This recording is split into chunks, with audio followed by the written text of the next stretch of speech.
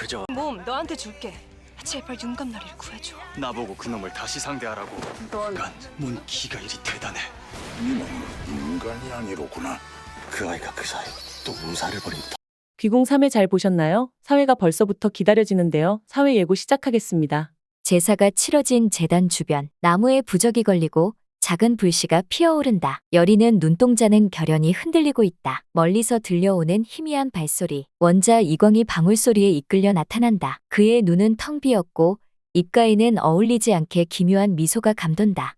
네가 날 불렀느냐? 이리도 작고 어린아이를 참념치도 없는 악귀다. 예, 이 제자 언제나 큰 신을 모시기를 간절히 염원해 왔사옵니다. 제 몸신이 되어 주신다면 지극 정성으로 모시겠나이다. 보기 드문 큰 그릇이로구나. 확실히 아구지. 그 천한 놈보다 심기가 매우 탐스럽다. 아구지가 누구지? 허면 이 제자를 받아주시겠사옵니까? 우냐, 니년과 더불어 한번 놀아보자구나. 여리는 조용히 주문을 외우기 시작한다. 방울이 흔들릴수록 공기엔 긴장이 감돈다. 지금이야. 나리의 혼령을 구하려면 이 몸에서 팔척기부터 벗겨내야 해. 그 순간 이광이 손에 든 돌을 들어 여리에게 다가온다. 입가엔 조롱과 증오가 뒤섞여 있다. 이제 끝장이야? 돌이 높이 치켜 올라가고 바로 그 순간 윤갑이 어디선가 날아들듯 등장한다. 단칼에 이광을 밀쳐내고 여리 앞을 막아선다. 괜찮으냐? 무사들이 다가온다. 감히 왕자마마께 손을 대다니 썩 물러서지 못할까? 이놈이 정녕 실성한 개로구나.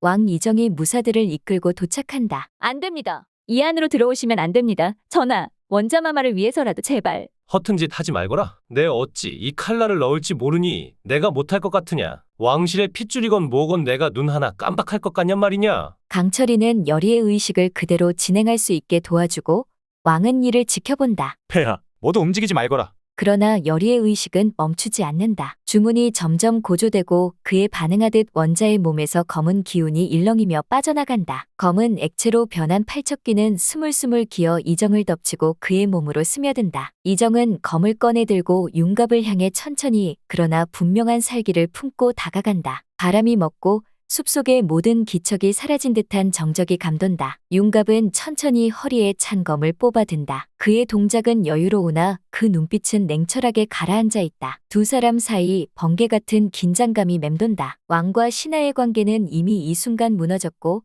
남은 것은 본능적인 대결뿐이다. 검끝이 맞닿는 찰나 강렬한 금소금이 공기를 찢는다. 왕의 일격을 받아낸 윤갑이 한쪽 무릎을 꿇은 채 검을 비스듬히 들어올린다. 날 막아보겠다는 거냐? 윤갑 아니, 윤갑의 껍데기를 쓴 자요. 뭔데 이리 강한 거야? 검과 검이 부딪히는 순간 공기마저 찢어지는 듯한 소리가 터지고 윤갑의 검끝이 이정의 손목을 스친다. 얕게 흘러나온 피 한 줄기가 이정의 손등을 타고 흐르며 땅에 떨어지는 그 순간 왕의 눈동자가 크게 흔들리고 그 안에서 일렁이던 검은 기운이 마치 고통을 느끼듯 요동친다. 팔척귀는 마침내 이정의 몸에서 튕겨나오듯 빠져나가 소용돌이 치는 검은 연기로 흩어진다. 왕은 검을 거두며 고개를 돌리고 윤갑은 그 자리에 잠시 멈춰선다. 궁궐 이정의 처소. 새벽이 다가오는 시각. 왕 이정은 어저에 앉아 굳은 표정으로 한 신하를 바라본다. 주인은 음산할 정도로 고요하다. 그자와 검을 겨룰 때 내 모습이 어떠하였느냐? 평소답지 않으셨사옵니다. 전하, 마치 다른 이와 같았사옵니다. 이정은 주먹을 불끈 쥔다. 손등에 핏줄이 도드라진다. 내가 내 몸을 잃었던 것인가? 석양빛이 기둥 사이로 스며든다. 철 냄새 가득한 이곳에 왕 이정과 윤갑 그리고 뒤편 문틈 너머 여리가 조용히 그 광경을 지켜보고 있다. 무사들도 물리고 신하도 들이지 않은 오직 세 사람의 조우다. 이정은 천천히 윤갑을 바라본다. 그 눈빛은 더 이상 신뢰의 왕이 아니었다. 의심과 경계 그리고 두려움이 서려 있다. 넌 윤갑이 아니다. 윤갑은 미묘한 미소를 머금는다. 예의 없는 것도 반항적인 것도 아닌 무언가 숨기고 있는 자의 묘한 여유. 넌 누구냐? 윤갑은 대답하지 않는다. 대신 천천히 한 발 앞으로 다가간다. 그의 발자국이 조용한 곳간 안에 또렷하게 울린다. 화살을 맞고도 쓰러지지 않았다. 검으로 찔렸는데도 피 한 방울 흘리지 않았다. 그리고 그는 고개를 옆으로 젖히며 말끝을 누른다. 기억을 잃었다며 돌아왔지만 내 말투도 눈빛도 내 영혼조차 달라졌다. 윤갑은 그 말에 반응하듯 고개를 숙이고는 작게 웃는다. 그래, 의심할 만하지. 나도 내가 나를 그렇게 볼 거라는 걸 안다. 이정의 눈빛이 날카로워진다. 널 감싼 건 누구였나? 팔척귀였나? 아니면 또 다른 악령인가? 그게 뭔진 나도 잘 몰라. 다만 하나는 확실하지. 지금 이 몸은 예전의 윤갑이 아니야. 이정은 검을 꺼낸다. 날이 윤갑의 목을 향한다. 그 장면을 여리가 숨죽인 채 바라본다. 손끝이 파르르 떨리고 입술이 바싹 마른다. 지금 이 자리에서 대답하지 않으면 더는 내가 널 윤갑이라 부르지 않을 것이다. 윤갑은 눈을 감는다. 짧은 숨, 깊은 침묵. 그래라, 부르든 말든. 중요한 건 그 이름이 아니야. 내가 뭘 위해 이 몸을 쓰고 있는지 그것만 보면 돼. 이정의 손에 쥔 검이 떨린다. 왕의 입술이 굳게 닫힌다. 그는 결국 검을 거두지 못한 채 등을 돌린다. 그 자는 진정 누구인가? 내가 믿었던 자가 어느 틈에 괴물이 되었는가? 그 그림자 아래 윤갑은 검은 기운처럼 어두운 눈동자를 잠시 감았다 뜬다. 그 순간 문틈 너머 여리는 윤갑을 향한 두려움과 연민이 뒤엉킨 표정으로 조용히 물러선다. 부서진 나뭇잎과 조용한 물소리 사이 여리는 홀로 무릎을 꿇고 있다. 한 손은 바닥을 짚고 다른 손으론 조심스레 가슴께를 움켜쥐고 있다. 그날 이후로 자꾸만 꿈을 꿔요. 그녀의 목소리는 고요한 밤속에 조용히 퍼져나간다. 그 말들이 바람결에 스쳐 사라질 무렵 뒤에서 나뭇잎 밟는 소리, 윤갑이 조용히 모습을 드러낸다. 여리는 그의 존재를 느끼고 천천히 고개를 든다. 하지만 시선은 여전히 허공 어딘가를 향한다. 꿈속에서 나리는 저 멀리서 절 부르고 있었어요. 목소리는 희미했고 얼굴은 어둠에 가려 잘 보이지 않았지만 그건 분명 나리였어요. 자꾸 저를 향해 손을 뻗는데 이상하게도 닿을 수가 없었어요. 그녀는 입술을 깨문다. 눈가엔 미세한 물기가 맺히고 떨리는 숨결이 흘러나온다. 윤갑은 말없이 그녀의 곁에 앉는다. 달빛이 둘 사이를 가늘게 나눈다. 나리는 분명 아직 이 안에 있어요. 난 느낄 수 있어요. 그 따뜻했던 숨결, 그 손길. 그녀는 고개를 천천히 돌려 윤갑을 바라본다. 그 안에 담긴 감정은 분노, 그리움,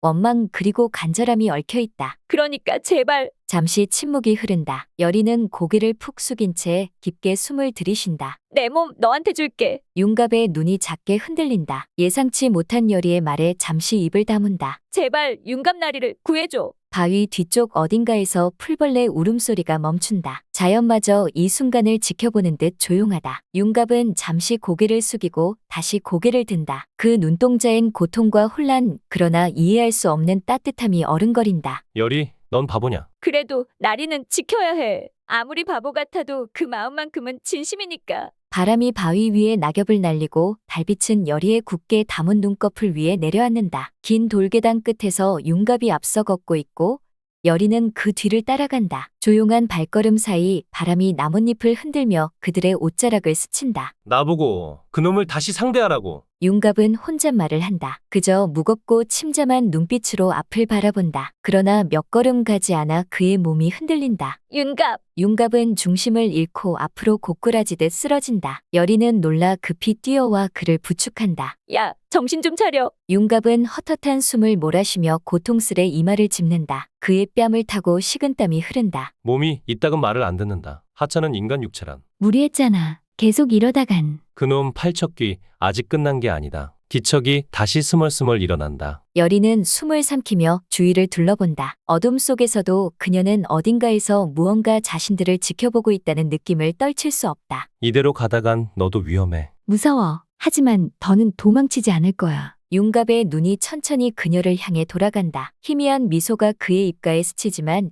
이내 다시 고통스런 인상으로 바뀐다. 하, 인간이라는 건 참으로 불편하고 또 묘한 감정을 품게 만드는 족속이군. 그 감정이 사람을 지키기도 하잖아. 그 말에 윤갑은 대답 대신 고개를 돌린다. 밤의 정적이 다시 두 사람 사이를 감싼다. 그러나 그 사이 한기 섞인 바람이 회랑 끝 어둠 속에서 스쳐온다. 여리는 그 바람을 느끼고 몸을 일으킨다. 그녀의 손끝엔 결연한 힘이 담겨 있다. 짙은 안개가 낮게 깔린 산길을 여리가 혼자 달린다. 나뭇가지에 옷자락이 걸리지만 멈추지 않는다. 그녀의 발걸음엔 급박함과 결의가 뒤섞여 있다. 제발 늦지 않아야 해. 하늘은 먹구름이 들이우고 천둥 소리가 멀리서 울려온다. 갑자기 번개가 눈앞에 나무를 내리쳐 부서뜨린다. 여리는 본능적으로 두 손으로 귀를 막고 몸을 움츠린다. 무서워. 무섭다고. 그녀의 눈에 눈물이 맺히고 입술이 파르르 떨린다. 잠시 멈춰선 여리는 어깨를 떨며 주저앉는다. 나리 도와줘요. 나 혼자선 진짜. 그때 바람에 가볍게 흔들리는 주머니 하나. 여리는 망설이다가 그것을 꺼내 펼쳐본다. 안에는 오래된 부적, 은실로 감싼 가느다란 비녀, 그리고 작은 흑단 나무 조각이 들어있다. 제대로 된 무구가 필요해. 이 상태로는. 그녀는 고개를 번쩍 든다. 눈빛이 단단하게 굳어진다. 가섭 스님한테 가야 해. 거기서라면 뭔가 찾을 수 있을지도 몰라. 그 순간 뒤에서 바스락 소리. 여리는 화들짝 놀라 뒤를 돌아본다. 넌 팔척귀가 무섭지도 않아. 여리는 눈을 치켜뜬다. 그러나 말은 하지 않는다. 대신 천천히 고개를 끄덕인다. 무서워. 근데 더 이상 피하면 안 돼. 피하면 또 누군가를 잃게 되니까. 윤갑은 그런 여리를 조용히 바라본다. 한 손은 옷깃 안쪽으로 들어갔다가 다시 나왔다. 손엔 작고 둥근 흑요석 조각이 들려있다. 여리는 아무 말 없이 윤갑을 응시하다가 입가를 꼭 다문다. 그럼 같이 가. 내가 보찜 챙겨놨어. 뭐야, 도망이라도 갈 셈이었냐? 넌 진짜 말 안 곱게 해. 두 사람은 다시 길을 잡는다. 여리가 맨보찜이 가볍게 흔들리고 윤갑은 한 걸음 뒤에서 묵묵히 그녀를 따른다. 하늘에 다시 천둥이 친다. 이번에는 두 사람 모두 멈추지 않는다. 긴 산길 너머 어딘가에 그들이 마주할 또 다른 존재가 기다리고 있다. 여리와 윤갑이 천천히 걷는다. 여리는 보찜을 꼭 쥔 채 조심스레 주변을 살핀다. 그들의 앞에는 작은 산길이 길게 이어져 있고 끝자락에 허름한 남자가 보인다. 이 산길 꽤 깊숙하군. 스님이란 작자가 이런 데서 뭘 숨기고 사는 거지? 가섭 스님은 보통 분이 아니야. 신기와 기운을 꿰뚫어보는 눈이 있어. 윤갑은 고개를 돌려 여리를 힐끗 본다. 곧이어 암자 앞에 다다르자 여리가 조심스럽게 문을 두드리려 한다. 그 순간 텁텁한 기운이 문 안에서 퍼져나온다. 여리의 발이 멈춘다. 문이 열리기도 전에 기문 같은 정체불명의 긴장감이 피부에 스친다. 이상하군. 아직 보지도 않았는데 이 기운 불길해. 문이 스르륵 열린다. 그 안에서 수염이 덥수룩한 중년의 스님이 조용히 모습을 드러낸다. 그는 나무지팡이를 짚고 등 뒤엔 향로 연기가 길게 피어오른다. 기이하군. 인간이 아닌 기운이 겹쳐 느껴지니. 자네 누구인가? 윤갑은 눈썹을 살짝 치켜올리며 말한다. 누군진 중요치 않아. 우리가 여길 찾아온 이유부터 듣는 게 순서겠지. 스님,